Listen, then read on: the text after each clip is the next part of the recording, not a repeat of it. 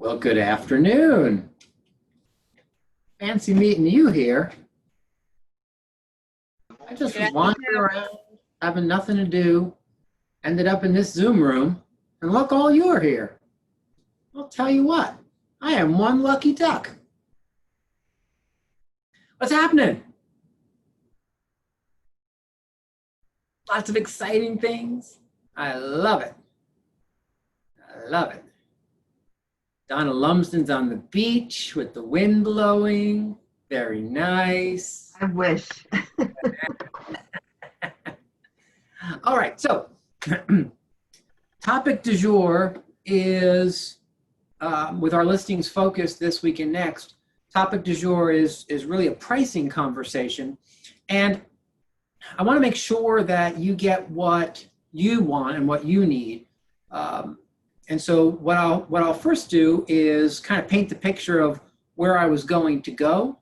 And if that's not where you want to go, if you want me to focus on something different or focus on one of those pieces that I mentioned first, we can certainly change it all up. You know, especially with just a small group of us, I'd love to make this as customized for your needs as possible. So where I was going to go was kind of the market conditions conversations, like the broker metric supply and demand and the month supply of inventory. Those are those preparatory market condition conversations that one has prior to the actual SPA, which is where you're talking about comps. And then kind of run through the process of the SPA and talk about the differences between that and the CMA and how you're objection handling through price. I also thought it would be helpful to touch on pricing today versus pricing yesterday, right? Because pricing today is maybe a little bit different. I think the process is the same. However, the result may be a smidge different. There's a little bit more leeway in some pricing, in some towns, in some price points, right? I'm not going to make a blanket statement that says you can do whatever you want, because I have found that blanket statements are hardly ever as blanket as one would think they were. So I won't say that out loud. How does that sound? Was it what you were expecting? Would you prefer to focus on one or more or a different something of that? Just give me a couple of. I like the pricing concept. I like the pricing. Sounds good. What do you have planned? Pricing. Okay. Okay, good. So let's do this then. Let's kind of just get us to where we are, right? You've all been through Ignite. You've seen the mastering the listing consultation package, right? You've been through that.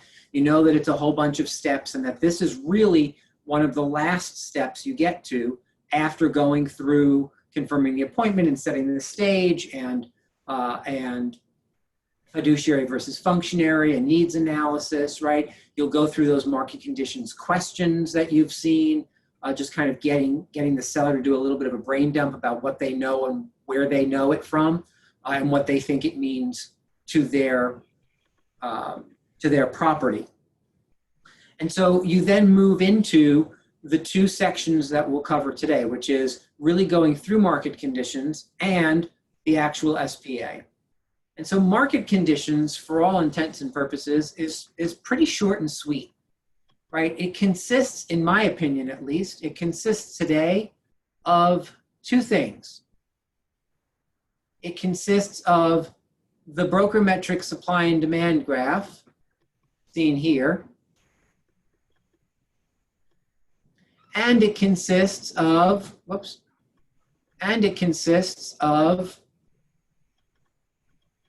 month supply of inventory conversation, right? And the template for that is seen here. And so if it's all right with you, we'll just spend a few minutes on each of those so that you have clarity around what each of them is brought to the table for, as well as the script that goes along with it, and then any questions. Sound good? Yes. Okay. So because I scanned this the way I scanned it, I have to kind of keep rotating it. So sorry if that's annoying. So this is the Brokermetrics supply and demand graph, found, of course, in Brokermetrics. The main point of starting with this is that it gives the seller kind of a from space view of what's happening in the town that they live. And what that means is it's 2 years back. Now, clearly this is an old one that I've had around for a while, scanned, because I didn't run a new one, but it's 2 years back from whenever you run it. So if you ran it today, it would go back to May or June of 2018 and show you month by month by month the activity. Of course, the red lines are all the properties that are active and on the market or were active and on the market. The blue lines show properties under contract in that month, and the green lines show actual closed properties. So just before we get to the actual script that goes along with this, just give me your thoughts. What do you see when you look at this? If you were a seller looking at this, what information, without me really saying much more than what I just told you, explaining what the lines mean, what information do you take away from this, just by taking a quick glance? There is a lot of inventory available in the market than the close and under contract. Exactly right, Sonali, because that's the main thing you want the seller to get from this, is that we can do a whole lot of different things with your property. As you can see, there's a lot of properties that go on the market, and here's how many sell, right? And so we can do whatever we want to do and be on the red line. The red line is easy. All you have to do is sign a piece of paper. Doesn't matter what number we put in there. The second I push the button on the MLS, you're on the red line. Here's the real question, though. Is that where you want to stay? Right? And of course, sellers don't want to just be on the red line. They want to be on the blue and the green lines, because that's the whole point. Right. I should say most sellers, because it is my thought that perhaps not all sellers actually want to end up on the green line, at least the way they behave sometimes, right? Mm-hmm. Yes. So anything else that you see? That's the main point. So now the main point. Anything else that you see? Just from a quick glance. Go ahead, Donna. There's a certain amount of seasonality that plays out year after year. Yeah, that is definitely a secondary conversation that may be necessary depending on questions that come up or time of year that you're sitting with the seller, right? And you can see the seasonality, right? We start with this particular graph, we start in December and end in December, right? And so you notice that the winter months have lower inventory than the spring into summer months, right? That's just kind of the way it is. It'll be fun because this year's graph, when we're looking back at it, will be just a little bit different in terms of listings taken. So it'll be like the first time in ever that we can say, look, here's seasonality, and it's very, very, very, very, very cyclical, except when we have some major global event, and then we have a slight change. And yet what we'll see is that the curve will come down for the winter months and just stay down a little longer this year and then look to move up, right? We're still hoping that we'll see additional inventory hit the market over the course of the next 2 months to make up for what we didn't put on the market in the spring. So those are the main two things that you're looking to have the seller note. To help with that, yes. There's one more thing that I see, and that is there's a lot of competition out there with all those red lines. Yeah, absolutely. I know you're probably going to talk about pricing soon, but what do you think of that perspective of all that competition out there? Well, yeah, I mean, the idea of the red line is exactly that, Dan. You're 100% right. The red line is all the competition, and what's powerful about what Dan just pointed out is that sellers can see just how much competition there really is compared to what sells, compared to the properties that someone says yes to, right? And so all of those things, valid points about just a quick glance at this chart. Love it. Thanks, guys.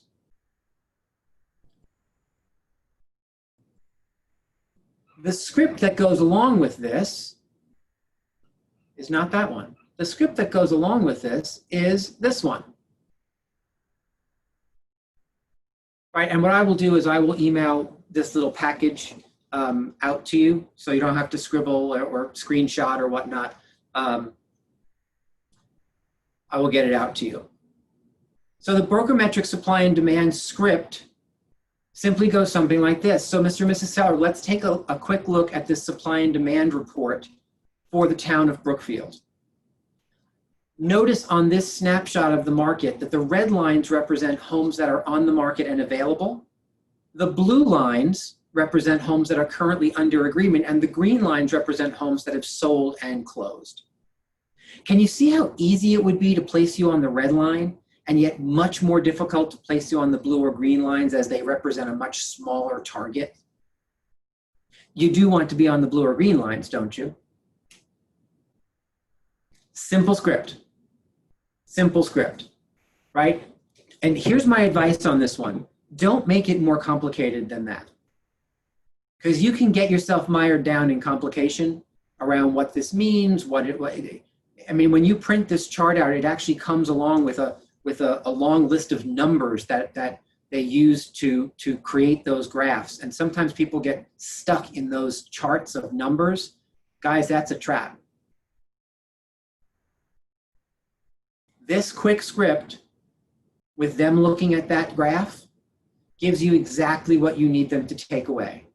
We need to make a precise decision tonight because the blue and the green lines represent a far smaller target. We're not aiming for just anything. We're aiming for a small target, and precision matters when you're aiming for a small target. Make sense? Questions, comments, concerns on that one? See, I wasn't kidding when I said we're just going to spend a few minutes on each of these, because this is the amount of time I want you to spend on them with sellers in a consultation. Unless they have specific questions, you're kind of moving through these two graphs relatively quickly, because you're just giving them a macro look at what their particular market currently looks like. The second one, and of course, I have a Yeah. quick question. I'm Yeah. sorry. I haven't really been back to the office, like inside, and I do need to create a brokermetrics supply for our listing presentation. And I missed your yesterday's phase 2 of the office opening. What time is it open till today?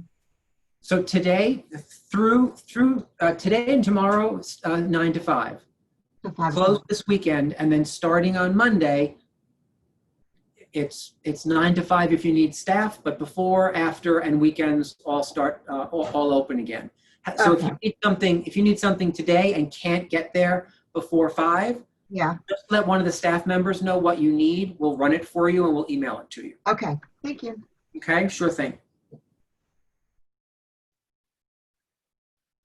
So the second piece, and so of course in between each of these, you're going to ask some connective, permission-based questions, like. So Donna, I'm curious. Anything else on this particular graph before we move forward? No, I've used the graph before. It's great. I haven't, because of I haven't been in the office and I haven't used it in a long time, but I definitely need it for tomorrow. So I'll get into the office today. I'll figure it out. Certainly. So I was just playing with you because that was the script I was throwing out to you. Sorry. Right. So as a connector, right? If the question is, I'm curious, anything else on that particular graph before we move forward, that seller's answer is going to be either yes or no. And if they say yes, great. What other questions do you have? And if they say no, move on. Right. Yes. And so here you have number 2, and number 2 is absorption rate, and month supply of inventory. Frankly, if it were me, I just haven't done it yet. I would change this at this point. I wouldn't have it say absorption rates. I would have it say month supply of inventory, because that's really what you're talking about. And so I would change this template up just a smidge. And again, you don't necessarily need this template. You can just go to Word and type this out real quick. But what you're going to do is you're going to look at the town that you're listing in and figure out what the price brackets are in that town. I can't tell you what the price brackets are because they're different in each town, right? Towns that have a lower end, high end, which means towns where $600,000 or $700,000 is a lot of money. Well, you may be looking at a low end of anything under 250, and then you may just step it up 250 to 350, 350 to 450, 450 to 550, and then 550 to 650, and then 650 plus, right? You may just go $100,000 brackets. If you're looking in Westport or listing in Westport or in Greenwich, right, those numbers are silly. You wouldn't go $100,000 brackets, and so you may have to do $200,000 brackets or $300,000 brackets. Maybe your low end, if you're in Greenwich, is going to be 750 and under, right? So you have to understand the market you're listing in a little bit to figure out how you're going to create those brackets. However, once you have the brackets chosen, you'll just simply go through an exercise. Now, I do this on the MLS, and I'll tell you exactly what I do if you want the formula for it. The first thing I will do is for the entire town, run absorption rate and then turn that into month supply of inventory. Here's how you do that.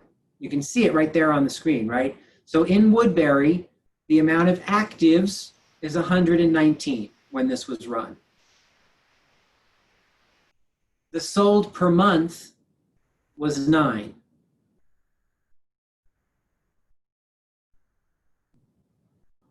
Nine divided into 119 is 13, which means it would take 13 months to absorb all of the inventory. You have 13 months supply of inventory. Here's the math one more time. I start with solds for the last 3 months. This was done 6 months. I will tell you, I think for me personally, I think 3 months is more accurate, because 6 months ago was especially this year, 6 months ago was an entirely different world, right? So I like 3 months. So in the MLS, I'll run solds 0 minus 90, or go back and do the actual date, put the dates in, and get a number. Once you have the number of solds for the last 3 months, divide that number by 3 to get a per month number.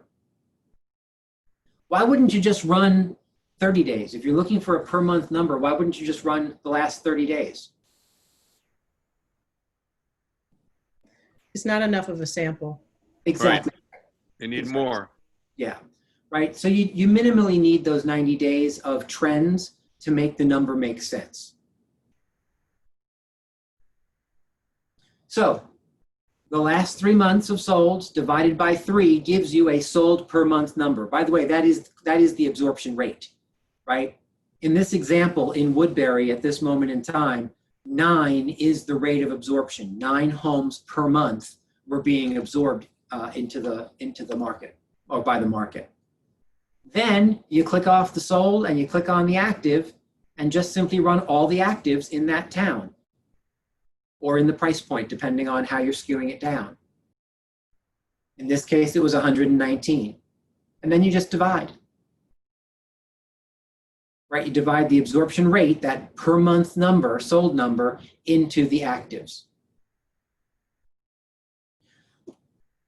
What do we know, just real quickly, what do we know about what those numbers mean in terms of buyer's market, seller's market, transitional market? How do you interpret those numbers? It might be able to tell you whether it's a seller's market or whether it's a buyer's market. Yeah, it absolutely will tell you that, right? Month supply of inventory is the metric that we use to determine what kind of market it is. How do you know what kind of market it is? If the number were 3, if there were 3 months supply of inventory, what kind of a market is that? Sellers. That's a seller's market, right? So generally speaking, anything less than 4, sometimes 4 is right on the edge there, but 4 or less, you're talking about things moving swiftly enough that you're talking about a seller's market. What number do we use? Anything over what number determines a buyer's market? That's a little bit of a trick question, so don't jump to the obvious answer. I think I know the answer. I think it's 4. Right? And so No, it's more like, what? It's more like 6, right? 6 or 7? 6, right? yeah, so anything over 6 months supply of inventory is now going to be a buyer's market. So we went from 4 and under and over 6. What about 5 and 6? It's balanced.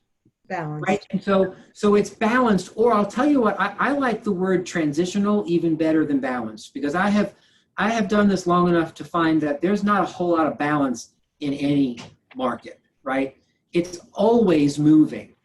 And so that 5 to 6 range, we're just not sure, is it moving towards a buyer's market or towards a seller's market, right? So that transitional market is, you know what, let's err on the side of it's going not in our favor, right? When you're working with sellers, at least the way I work with sellers, or I used to work with sellers, was if it fell into that 5 to 6 month category, we need to make an assumption that shift is moving away from us as sellers, and make decisions tonight to make sure that we get out in front of that shift away from us.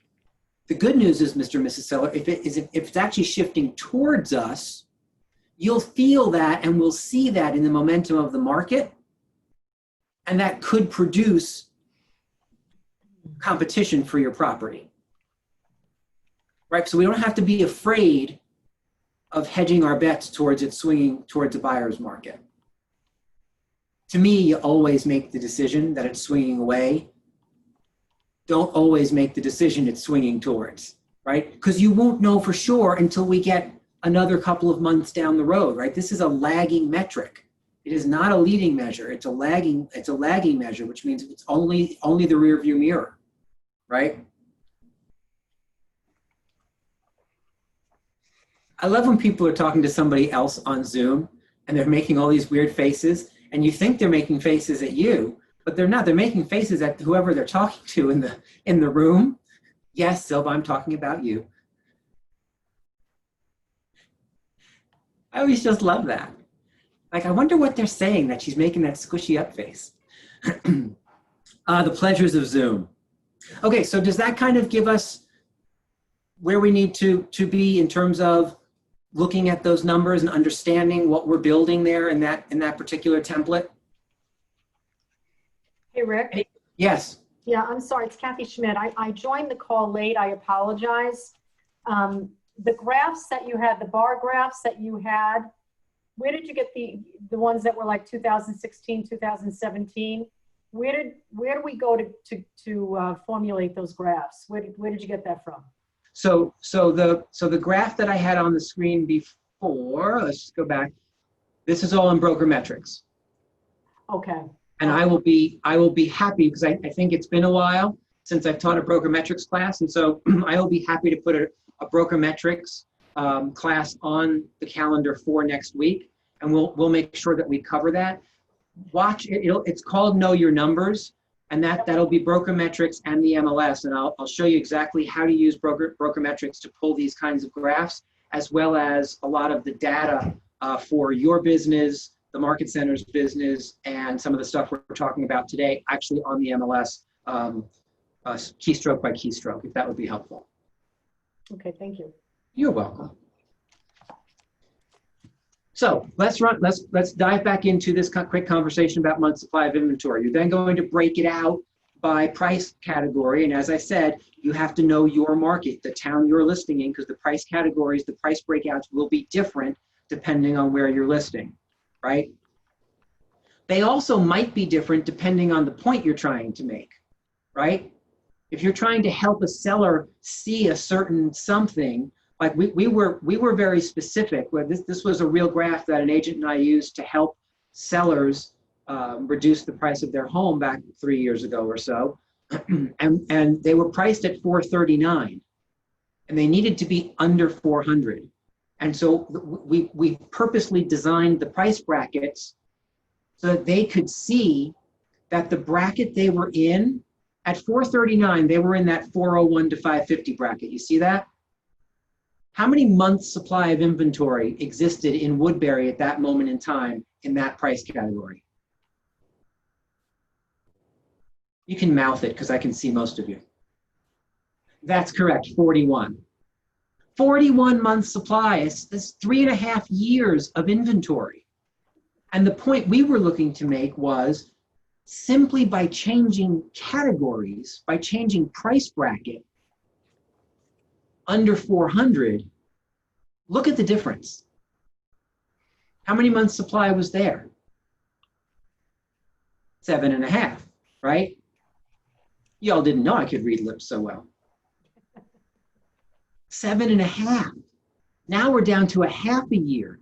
We've literally cut 3 years of market time off of your selling opportunity, Mr. and Mrs. Seller. Can you see how that benefits you and your bottom line? Because holy Christmas, if you think that house is going to be worth anywhere near what you think it's going to be worth 3.5 years from now, plus who wants to have a house on the market for 3.5 years? I think I'd rather shove a pencil in my eyeballs, right? Okay, so that's the point of a template like this. That's the idea of building this out and helping the sellers to really understand what's going on in the market. Wait, but I have a question. But because the supply is always so much more significant, you're never really going to get to the full absorption rate, right? You're just showing them that, but the blue and the green bar are always such a smaller percentage, right? Well, the data we just showed them was built by merging the blue and the green lines, which is the under agreements and the solds, with the red lines, which is the actives. We've merged those two things together to give you, in at least right now, if nothing changes, what the trend is in terms of the ability to sell your home. And so the conversation, and let me do this. Let me run through this script and then come back and see if that answers your question. Okay. Right? Because there's a point to why you're showing them this, and it has everything to do with this script. So Mr. and Mrs. Seller, this chart outlines the month's supply of inventory for your entire town and for different price brackets within that town. Can you see how the market varies from price point to price point? Yeah. And so based on this information, which range do you believe is moving the fastest? And they'll pick it. Agreed. And which would you say is moving the slowest? Yes, agreed. So what do you think this information tells us about how precise we need to be when choosing the positioning of your home? Somebody answer that live for me. Very precise. I could not agree more, Mrs. Gilbert. Absolutely. Right?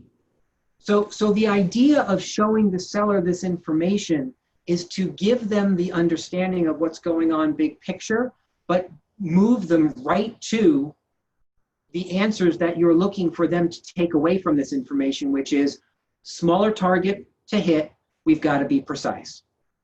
That's the only thing they need to understand from this information, is that we have to hit a really small target, and in terms of the positioning of your home, we've got to be precise in order to hit it.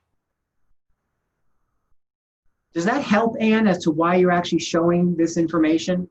It's not about the numbers or the math. It's about the understanding of precision. It's about the understanding that you can't be willy-nilly about where you position your property.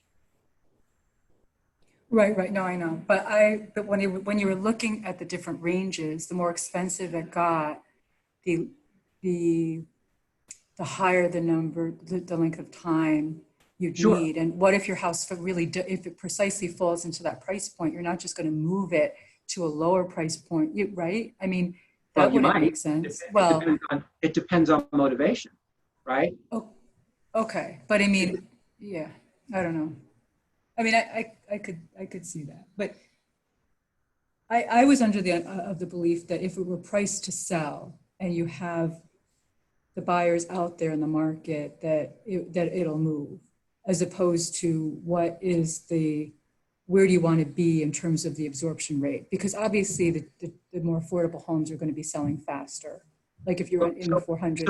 So let me stop you there, because that is not always true, right? That is not always true. That's why I'm encouraging you each and every time you have a conversation with a seller to look at the town that house is sitting in and run these numbers.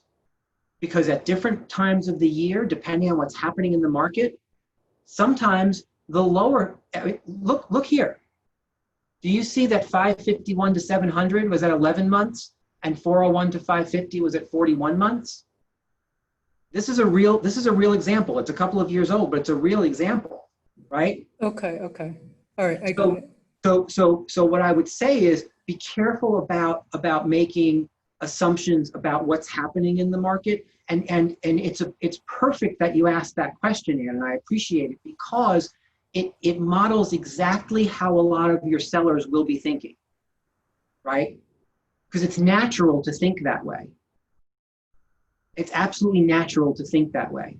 And so one of the things that we have to do is we have to kind of climb on board and take control of the education in that scenario and help them see exactly what is real today, because the decision they have to make is based on what's real today. If the higher end was taking longer and the lower end was really moving quickly 3 months ago, well, that's not necessarily what it is today. It might be, but it might not be. Does that help? It does, I guess. Okay. But I mean, I guess it only helps like on the fringe, right? So Well, like if your house is closer, if you're at 401, you should be moving into under the 400, like into the lower bucket. And if you're on the high end of 550, then it tells you should be maybe pricing it at 551, right? Because you're 11 months to absorb. Yeah, so here's the other piece of this. This is not the be all end all. We're actually moving to the what really determines the number. This is just a from space fast look to give people an idea of what's kind of going on in the market. Remember, I said in the beginning, both of these graphs are 3 to 4 minute conversations. You are not sitting having a 45-minute dialogue on each of these graphs with your sellers. That's a trap. So you need to touch it, give them a quick touch of what's going on, ask if there's any questions, and then move to the actual conversation that we're moving to now, which is the SPA. Okay. All righty. So knowing that we have those under our belt, that's the macro, right?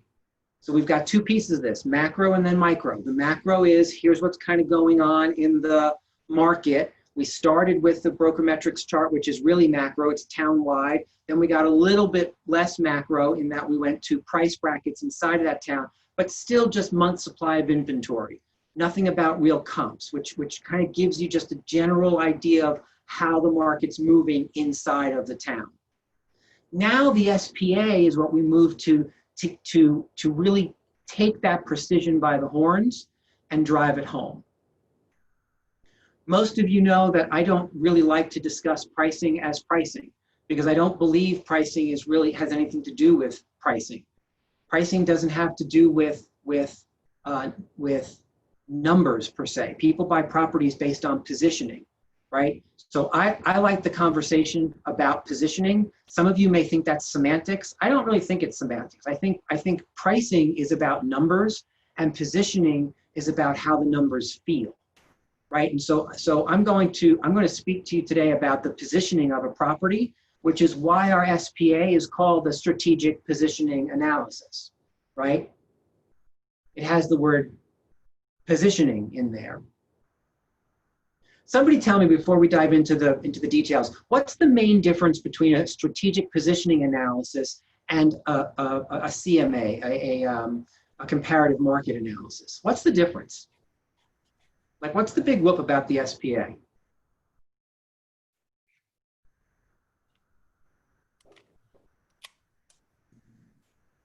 The name. So Silva says the name. That's pretty much the basic difference. We took the same thing that we've been doing for 177 years and we rebranded it because everybody walks in and says, let's do a CMA, let's do a CMA. You want a CMA on your house? Right? You hear the word CMA so many times, you want to blow your brains out. And so those of you who know me know that the main goal for me in terms of anything that I do or help you to do is to always help set you apart, right? And so we took that idea of the CMA and said, well, why would we call it that? Let's evolve this conversation, and called it the strategic positioning analysis to replace the pricing conversation with the positioning conversation. And we just like the word strategic because it's a cool word and it makes us sound smart, right? So that's the main difference. You're still doing all the same kinds of work. The second difference between the two is how you present it, because the SPA is a pared down, lean and mean strategic version of the CMA that many of us were trained on and some of you are used to, right? So here's what I'd love to do. I'd like to kind of walk you through this. I'm going to stop and explain a couple of things. Let's get through it choppily, and then I want to run through it with somebody at playing my seller so you can hear how this sounds just as kind of a through line. That sound good? Awesome. All right. So you should have the script up on your screen. And again, I will package this and send it out. I apologize I didn't do it beforehand. I just didn't think of it. So I will get it to you after class. So, Mr. and Mrs. Seller, do you have any other questions on the economics and market conditions data that we just discussed? Right, that references, guys, that references the two graphs that we just went through with them. You're going to ask them that question.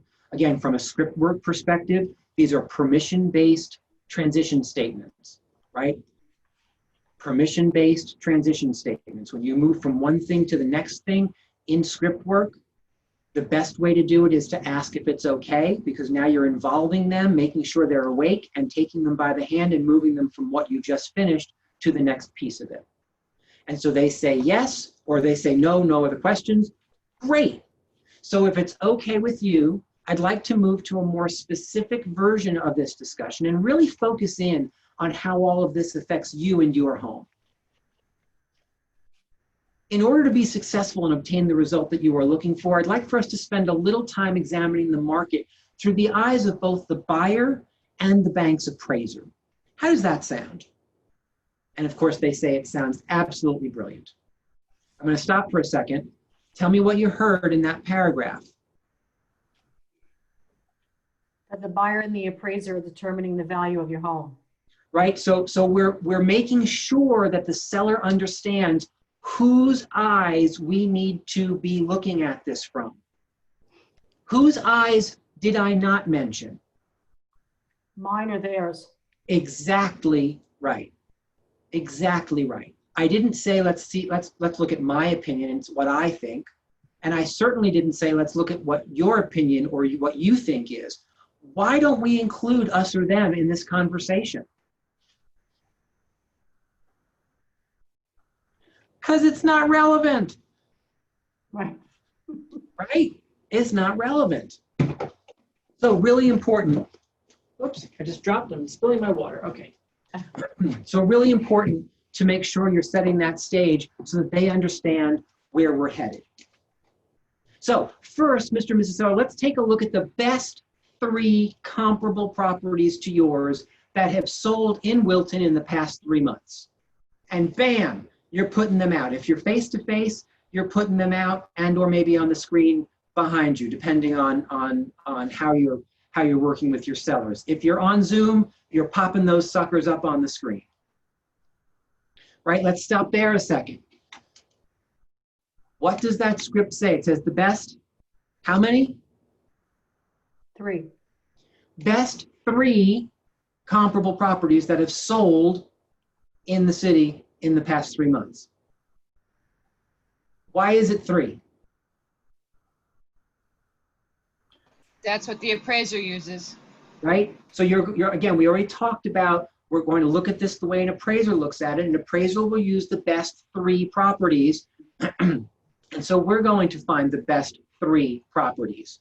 Why else? Why else do you not use 7 or 5 or 27? It's too confusing For whom, Donna? for everybody potentially, but definitely for the seller. Exactly right. And that's a problem that I've seen over and over and over again, is that we bring all this data to the table, which ends up confusing the seller, and a lot of times ends up confusing us as well. Right? People will come to me and say, I'm not sure how to price this. I have all these great comps. Okay, well, which are the best 3? Well, this one has more than 3. Okay, well, which are the best 3? Well, I don't know what you mean, because there's these 3, but then there's this one, and this one. Like, no, that's 6. Which are the best 3, right? And what I find is that people confuse themselves by bringing in something that's a little bit too low or a little bit too high, because the statistics seem to match, but they don't dig enough to say, okay, was there an anomaly here? Did this one have something that made it go a little higher? Was it a market condition thing that made it go a little higher, a little lower? Right? But you've got these 3 that are right in the pocket of where you instinctively know this property should be. Why are you confusing yourself and everybody else with things that don't fit in that pocket? It's 3. Make sense? Yes. Now, if you'll also notice, this script doesn't say, let's take a look at the 3 best actives and the 3 best pendings and the 3 expireds and the 3 solds. For those of you who are trained on CMAs, that's what we were told to do, right? Find properties in each of those categories and do this lovely report that has more information than the seller could ever understand, or that's really even relevant. So this system has you pull all of that, keep it in your briefcase, just in case someone asks a question or you have a point you need to make, and present from the perspective of, or consult from the perspective of, the best 3 sold properties. All right, have I beaten that horse good and dead? All right, let's dive back into the script. So, Mr. and Mrs. Seller, have you seen any of these houses? Okay, let's stop again. Why on earth would we ask them that? So they can compare it to theirs. Right. So if they've seen the house, why would you want to know that? Well, it gives them more credibility. Well, so is it possible if they've seen the house and you haven't, they might have more information than you do? Sure. I think I'd want to know that before I started to pound my chest about this house or that house, and they say, well, that's not true. That's actually my brother-in-law's house. We go there for Thanksgiving every year, and summer barbecues, right? They actually changed the basement like 10 years ago, and then now it's, I'll tell you, I learned that lesson the hard way. Thinking I knew more than the seller at every step of the way and not asking questions to find out what they knew and where they were, that can come back to bite you. So have you seen any of these houses? If they say no, then great, you move forward. If they say yes, you can simply say, great, what are your thoughts about it? And how would you say it compares to your home? Ask them to do some work, right? You're going to find that this process asks them to do some work. And for those of you who are used to a more presentational style, I want to welcome you to a more consultative style that asks the seller to be present and participate. And it's far more fabulous than them sitting being bored, right?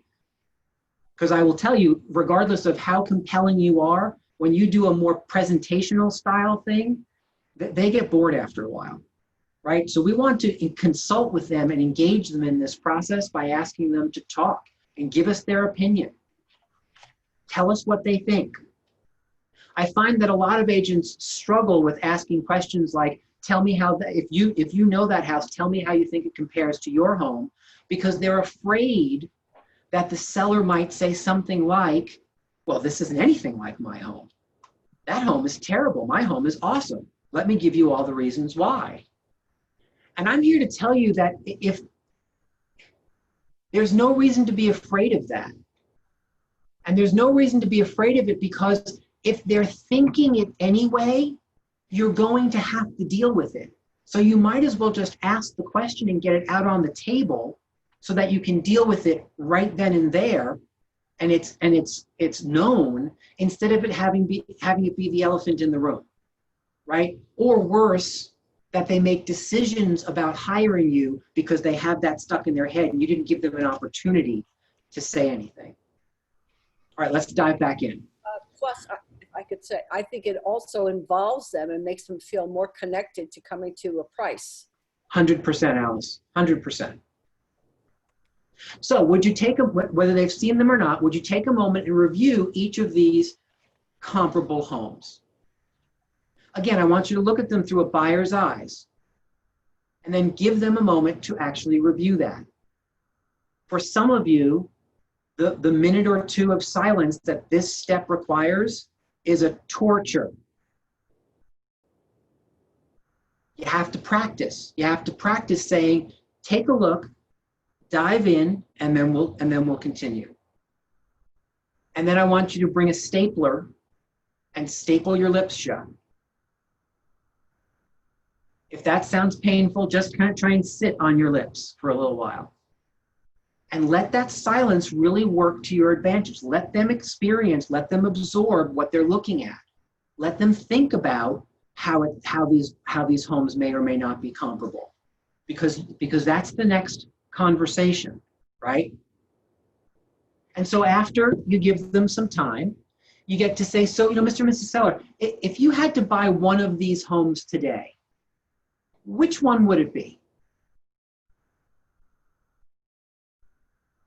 And then let them choose. Here's how this does not work. If you say, if you had to buy one of these homes today, which one would it be? And then you pick for them. That doesn't work. It doesn't accomplish what you're looking to have it accomplish. Plus, it's really annoying, right? Do you know people who ask you questions and before you can answer, they answer their own question? I always think to myself, why did you ask me a question if you're just going to answer it yourself? I'm not sure why it was necessary, right? So be careful about that. And so they're going to pick one. And guys, if you've done the right homework and you've given them the best 3 sold comparables to theirs, it doesn't matter which one they pick. And then you ask them a question. That's great. I'm curious, why did you choose that one? And you let them talk about why they've chosen that one. And the goal here is to have them say some version of, I chose it because it represented the best value, right? Now, when I do the demonstration in a minute, I'll show you how to kind of maneuver that answer into that script, right? Because a lot of sellers will not simply tell you exactly what you want to hear. They won't say, oh, I bought that because it represents the most value, right? But there are questions that we can ask that will help us get there. And I'll give you that when I demonstrate it. And so then we're diving back into the script. Would you agree that this property is basically comparable to your home? I do want you to add the word basically in there because I think it helps in that scenario, right? Would you agree that this property, the one that they chose, is basically comparable to your home? Sometimes they will say yes, and then we move on. Sometimes they will say no, and then we engage in that conversation with another question. Interesting. So tell me, what do you believe the main differences between your home and this one are? I see. And what else? What else? You're going to what else them right into them having no more words on it, right? Guys, this process, if you've noticed so far, is very heavy on them getting to have their opinion. They get to have their day in court. They get to make the statements that so many times when we're just doing a presentation, they don't get to say out loud. And we wonder sometimes when we get to, are you ready to hire me? Or are you ready to agree on a number, that we struggle sometimes. And it's because they haven't been able to express any of the things that are on their mind, right? We talk about this as building a partnership. We have to behave as though it's a partnership right from the very beginning and give them that opportunity. You need to be ready and willing to be wrong instead of going in and defending why you're right. Those are two very different approaches to dealing with sellers. One is more presentational, one is more consultative. So how long is this part supposed to take? I'm sorry, ask that again? How long is this piece of the conversation supposed to take? Because you could go down a rabbit hole. Yes, I'm going to ask for a volunteer to be my seller in just a minute, and I'm going to show you how this works. The quick answer, Anne, is it's about 10 or 12 minutes. Okay. About 10 or 12 minutes, depending. So they say yes, just for argument's sake, they say yes, it's basically comparable. Great. Here is a list of all the current competition in this range. And you're just running a list of actives, not actives that are comparable, all actives in a specific range, $75,000 to $100,000 or so. Unless you're working in the high end, then you might want to run a little larger range, right? But for most properties, under $1 million, $75,000 to $100,000 range is about what you're looking for here. Over $1 million, you may want to run it more like 100 to 200,000, depending. So diving back in, as a reminder, Mr. and Mrs. Seller, the main data point from the market conditions information we discussed earlier was the word precise. Do you remember? And they say yes. So when you combine that with the comparable data that you just reviewed, where do you feel you should position your property to outperform any and all of these other properties that are currently for sale? All right, I'm going to stop right there because that's kind of the process of the SPA. I'm going to deal with objection handling at the end of the demonstration. So you're asking them based on the market conditions information and the 3 best sold comps, and here's all your competition. Where do you think we need to position this so that you win? That is different than how many of us were taught back in the dark ages that many, many realtors still live in today, of you bringing them a price or you bringing them a range. You're going to know the price, you're going to know the range, it's all in your head, and a lot of it's in your briefcase. Frankly, the important pieces of it, you just put out in front of them, right? You just showed them the macro market and the micro market. And you told them exactly where they needed to be because you gave them the best 3 sold comps.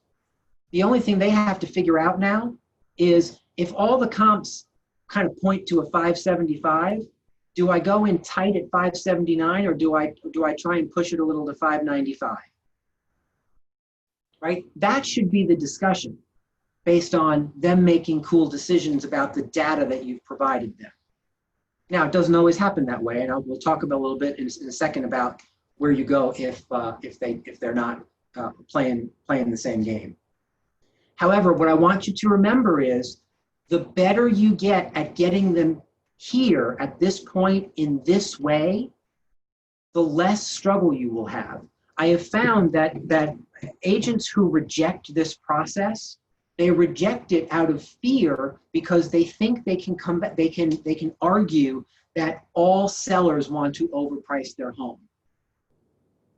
And my argument back is, are you certain that all sellers want to overprice their home?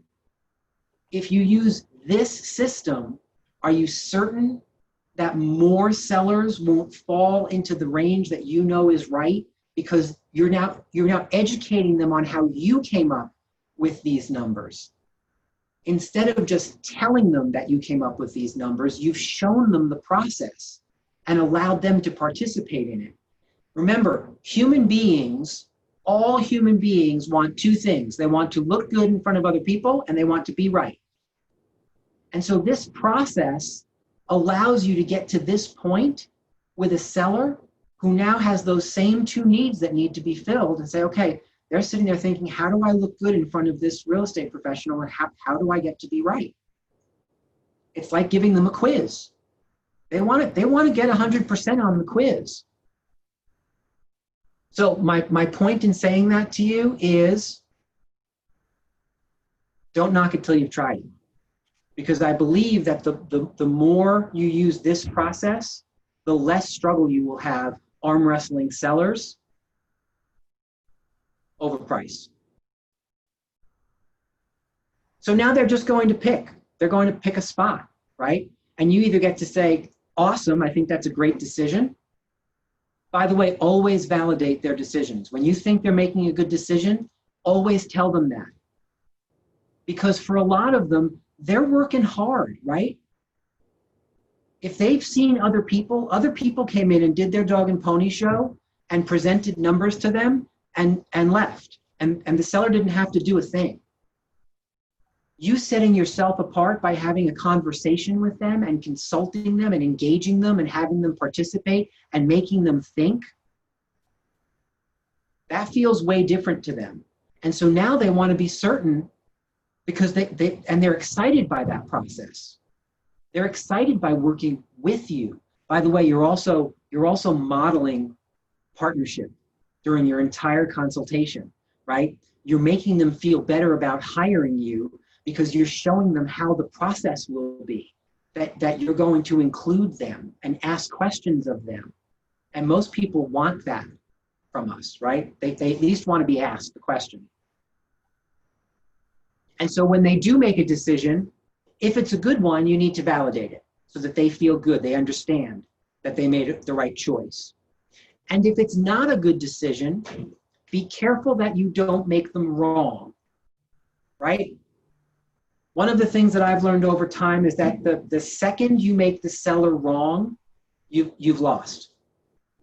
You've lost. So don't make them wrong. Find additional ways to ask questions to have them validate or justify what's on the table, but not have them be wrong, right? So if they pick a number that's way out of line, you get to say, interesting, thank you for that. I'm curious, just so we can justify that number to, again, a buyer or a buyer's agent or the buyer's appraiser, what specific evidence exists that will help support that number that you've chosen? And challenge them on it without making them wrong, right? I'm still willing to be wrong. I'm just asking, like, I don't see that evidence, so I'm asking you to help me find that evidence. I'd love to be wrong. If it means you can sell your house for more money, I'd love to find that evidence. Let's find it together. And that process helps them dive back into the data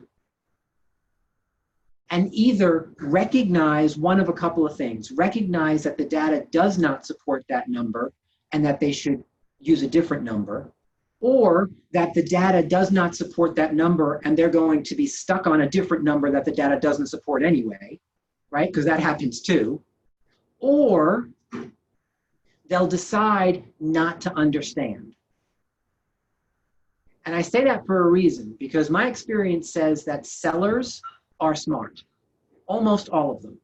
They know the right answers. They know where this property should be. And sometimes they like to pretend that they don't understand. And so then we need to continue to ask good questions to help them through that letting go process, right? And just like all great script work, none of this works 100% of the time, right? So sometimes you may end up in the spot of, Dee, this has been so helpful to me. I hope it's been helpful to you. And it sounds to me like you and I may just need to disagree on what the market data is really saying here. And so I'm curious, knowing that we may just need to agree to disagree, what do you think our steps forward are?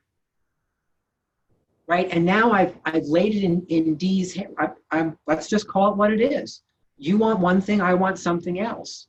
And yet that doesn't mean that we can't either part as friends or figure out a way to work together or come up with a plan that makes sense that you'll say yes to and that I'll say yes to. But I want to go on record with Dee saying that we may have to agree to disagree at this moment in time what the data actually supports. And make that okay, instead of making it an arm wrestle, instead of making it contentious. Does that make sense what I'm saying? Okay. So I would love for someone to play my seller, and let's just walk through this real quick so you can hear the through line, because I know I stopped and started the whole time. Any volunteers? I'll do it if no one else wants to. Who's that, Donna Gilbert? Okay. Yeah. So let me just find you so I can see your face. There you are. Okay. So Donna's going to play my seller, and here's what I'm going to ask of Donna. Donna's played my seller before in one of 59 different Ignites that she's attended. and so Donna, what I'm going to ask of you is play it middle of the road. Okay. Don't make it like, you know, oh, you're right, you're right, you're right, you're right. And also don't be like the jerkiest of jerks, right? Let's play it middle of the road and just to get through it once. Yeah. And then if people want to ask questions about objection handling for people who are on one side or the other, we can go back and help with objection handling if that makes sense. Yeah, and I know some of you have the ALC meeting in the Stanford Market Center. This is being recorded, I hope, yes. So if you need to pop back in, you can do that with the recording. Alrighty, so what Donna and I have done is we've done a consultation. We're right up to the point where I've asked her the market conditions questions. We've gone through those two graphs. She's seen the macro version of all of this, and we've gotten through those two scripts, which help her understand that we have a much smaller target that we're aiming for, and that precision is important, right? Just to kind of give you where we are when we start. So Donna, do you have any other questions on the economics and market conditions data that we just discussed? No, that was pretty clear. Excellent, excellent, excellent. So if it's all right with you, what I'd like to do is move to a more specific version of this discussion and really focus in on how all of this data and information affects you and your home. In order to be successful and obtain the result that you're looking for, I'd love for us to spend a little time examining the market through the eyes of both the buyer and the bank's appraiser. How does that sound? Well, that's interesting, the bank's appraiser. Yeah, why do you think we might look at it through the eyes of a bank's appraiser? Huh. Well, I guess because when somebody applies for a mortgage, is that where we're going with that? Yeah, exactly right, right? So regardless of what you and I are looking at, the bank's appraiser is going to have to validate all of this at the tail end before a closing happens, right? Sure. Yeah, I haven't thought about that. Yeah. So does that sound like a good place for us to move forward from? Sure, yes. Okay, great. So first, what I'd like you to do is take a look at the best 3 comparable properties to yours that have sold in Brookfield in the past 3 months. And here they are, boom, boom, and boom. I'm curious, Donna, have you seen any of these houses? Yes, actually I have. I've seen 2 of them. Oh, wow. Which 2 have you seen? So this one over here, when they sold it was on the market and I actually went in. Okay. It's a nice house. They've done the kitchen over, so it's very nice. It's very nice. Excellent, excellent. And the other? The other ones, it's decent, but this first one, it has some nice improvements. Got it. Excellent, excellent. And would you say that the homes that you've been in are at least basically comparable to your home? Basically? Yeah, I guess. I mean, we've got the extra half bath, but, like I said, they've got a better kitchen. There's no way around that. Got it. Perfect. So, Donna, what I'd love for you to do is I'd like you to take a moment and just kind of review each of these comparable homes in some additional detail. And I want you to remember, look at them through the buyer's eyes or through that bank's appraiser's eyes. Mm. And I want you to really look and tell me after you reviewed them, if you had to buy one of these homes today, which one would it be? Take a moment and check those out.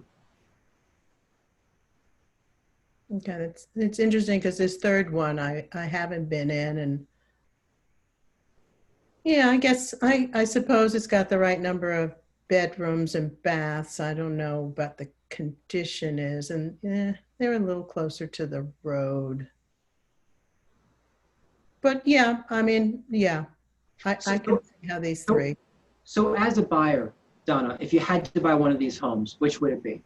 Forgetting about that, we're looking at them as comparables. If you were a buyer, which one would you choose? The one with the new kitchen. Aha, okay. Yeah. That was a pretty quick answer. That was kind of what I was going to do if we were going to stay here. So Got it. see how that's a value. So, tell me what attracted you to that property at that price? Well, the work's already been done. I mean, it's in the same, neighborhood. I mean, it's across the street, so just down the block here. So it's in a great neighborhood, and a little bit more of the upgrades have been done, and so you don't have to do it, and I don't have to pay for it, and yeah, it's just there. Understood. I kind of think you can tell me this. I kind of think that's what people are looking for, right? They want the done-up kitchens. Well, and I think that's a really valid point, right? Is that many buyers are looking to kind of find that turnkey property, right? Instead of the needs work property. So it sounds to me, again, without putting words in your mouth, Donna, that you chose that one mostly because it presented the most value for your money. Would you say that's correct? And that the work was done? Yeah, I think that's fair. I think that's fair. Perfect.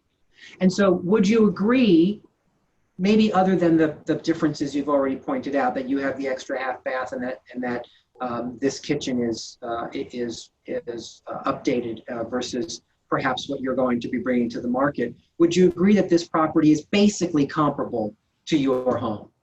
Yeah, well, but when was this sold though? I don't remember. Were they sold a while ago? They were sold just about 7 or 8 weeks ago.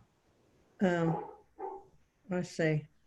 Yeah, yes, I was hoping that, somebody would want to buy this house and would do the work and would see the value in the improvement part of it. But if that's and they well may. Yeah. Right? Yeah. So with that information in hand, here is a list of all of the current competition in this range. Right now, as a reminder, the main data point from the market conditions information we discussed earlier was the word precise. Do you recall that conversation? Yes, I do. That was with the graphs and everything. Indeed. And so when you combine that, the idea of precision with the comparable data that you just reviewed, where do you feel you should position your property with all of these current properties that are your competition to outperform them and snag that next best buyer? Well, it doesn't look like I can go higher than the property down the street that just sold with the better kitchen. Got it. And so the property that you're talking about sold for what number? Just in that on that sheet. 575. So 575. Got it. And so if you're looking at that as kind of the bookend on the top, where do you think you'd like to position your property, knowing that that's maybe your ceiling to outperform all these other properties that might be your competition? I'd like to get as close to that number as possible. Okay. So maybe, could we do 575? So kind of put it right on there and then see what that drives? Yes. But now you've got me a little concerned about those red lines and the number of houses. You know that I don't have forever to sell this house. I do have to, get to a new job that's starting. So. Yeah, and so looking at the data that we just reviewed, that 575 number, do you think that creates enough urgency? It's a little crowded in that 575 area, isn't it? So is there another number that you think that might work that's kind of close to that, that might kind of price point it a little bit better and maybe get more eyeballs on it faster? Maybe, I don't know.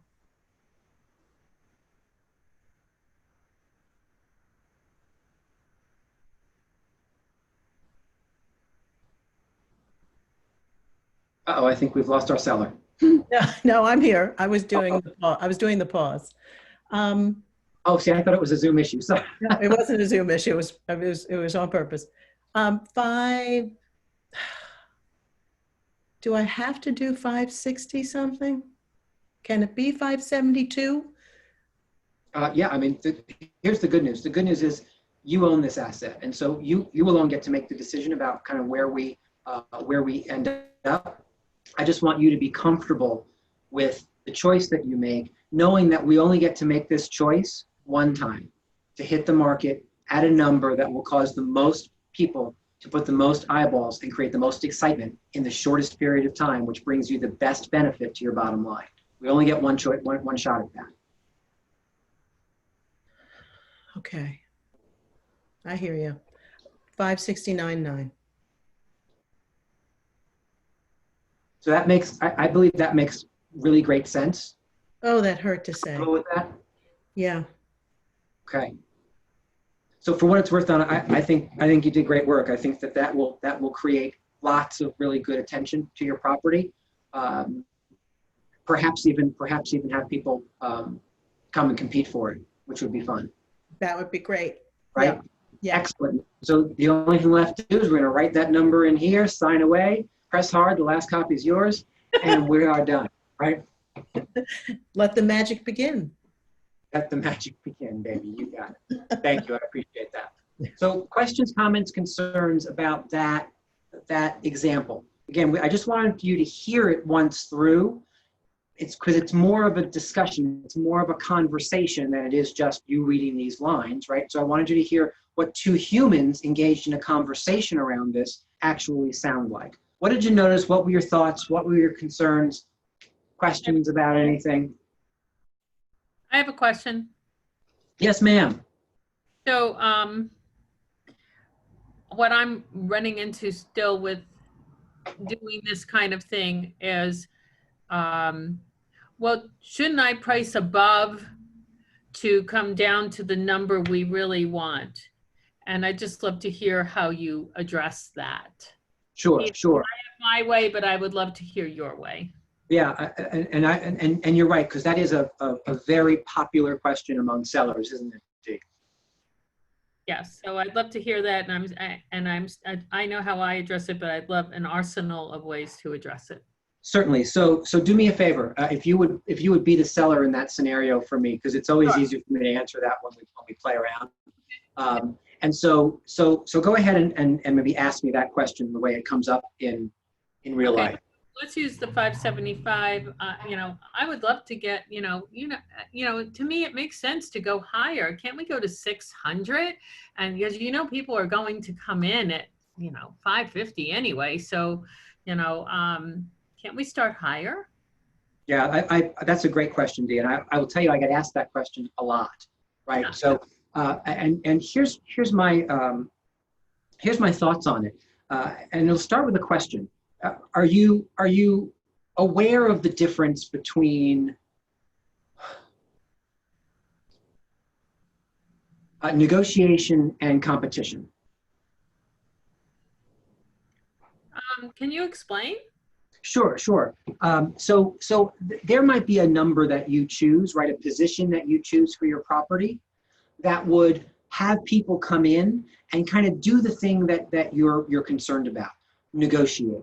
Kind of come on in, make an offer that's a little bit lower, and then kind of do the dance, right? Till we find agreement in the middle. The other version of this, which I sometimes see, is coming at it from a position of competition. And what I mean by that is positioning your home in the marketplace such that the eyeballs that are coming to your property, they all of a sudden are worried that if they don't do something quickly, that someone else is going to snatch the property out from under them. It creates this version of competition within them over your property. And so I'm curious, which path do you think is more of a benefit to your bottom line? Negotiation or competition? Competition. See, I would agree with that. And so if you're coming at it from the mindset of how do we generate competition among all those buyers, where do you think the best place to position your property would be to win that game? Right. Yeah. So that's how I would answer that. Yeah. Yeah. And, I like the yeah. Go ahead. I like the discussion between the discussion about the difference between negotiation and competition, because I think it's clear and it also involves them. It's an objection handler that asks them to participate in the actual objection handler. So I think it's powerful that way because it's like they come to their own conclusion based on the question that they asked. I like that too, because, back in the day, because we've been in this business a while, people used to make offers many times when they price higher, people just don't make an offer. Yeah. Yeah. If you price it and position it correctly, people will make the offer. And I say, let the buyers drive up the number. Yeah. Yeah. So rather true. than waiting for something to happen. Yeah. So to take Dee's concept, that script, the only thing I would add to that concept that Dee just put on the table is to make it into a question, right? And so one of the scripts that I like to use, one of the suffix, the prefix scripts that I like to use to turn almost any statement into a question is, would it surprise you to know that, right? So now you're asking a question, even though you're kind of delivering information. That's great. Great point. Yeah, so Dee could take that concept and say, that's a very valid question. Would it surprise you to know that nowadays we find that people aren't quite making offers as readily as they were unless they really are worried that someone else is going to come in, right? And so and then move on from there, right? So she can use that, and it's still a question. And now you're engaging them. You're still having them do the head nod, right? So it's like a tie down effect as well. All those pieces of script work. So don't forget about that script. It's one of my favorites. I'll tell you that it's probably one of my children's least favorites because I use it as a parent a lot too, right? Would it surprise you to know that is actually not exactly how that works, right? Would it surprise you to know that having lived for 50 years and you've only lived for 18, right, that I may have a slightly different perspective on that I may have come across that before? Would it surprise you to know, right? So yeah, I love that. What else? Any other questions, comments, concerns?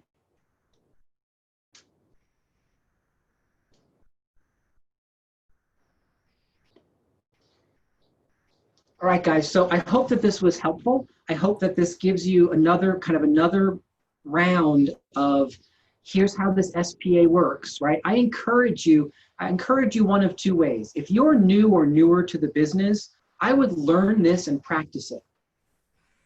Don't fall into any of the bad habits that those of us who have been doing this a long time may still have inside of our habitual brains, right? Learn this and just do this because it will serve you really, really well. For those of us who have been doing this for a longer period of time and learned it a different way, what I would encourage you to do is keep practicing this. Even if you're not 100% confident with this process yet, keep practicing it. Practice it with colleagues, practice it in the mirror, practice it with the dog or the cat or whatever, right? Practice it. Even if that means you're still doing an older version when you're with clients until you are confident enough to substitute it in. But let's get there. Let's get to the substitute in and give yourself a time period where you're going to really practice this in the next 30 or 60 or 90 days so that come September 1st, your old version is now retired, right? We take from your old version what you think is useful, plug it into this, and you're off and running with a new system. I'm not saying unplug one and plug the other one in, because I will tell you, I tried that and it's jarring and it makes you feel ooky. It shakes your confidence, right? So practice this one a lot and get yourself, like, build that muscle with this new one, and then do the switch over. It's a far easier path if you do it that way. All right, guys, thank you for the extra few minutes. I appreciate your time as always. I hope this was helpful. And if we should do it again, we didn't really get to the objection handling part, and yet we do already have something scheduled for next week, which is focused on objection handlers. So we can start that conversation with pricing objection handlers and then move to term and commission and other objection handlers, if that would be helpful to kind of continue this session on next week. Have a lovely afternoon. Don't forget, we don't have a 4:30 today because it's Thursday, but we will see you bright and early tomorrow for our 9 o'clock Zoom. Have an awesome afternoon and evening. Bye-bye. Thank you. Thank you. Thank you.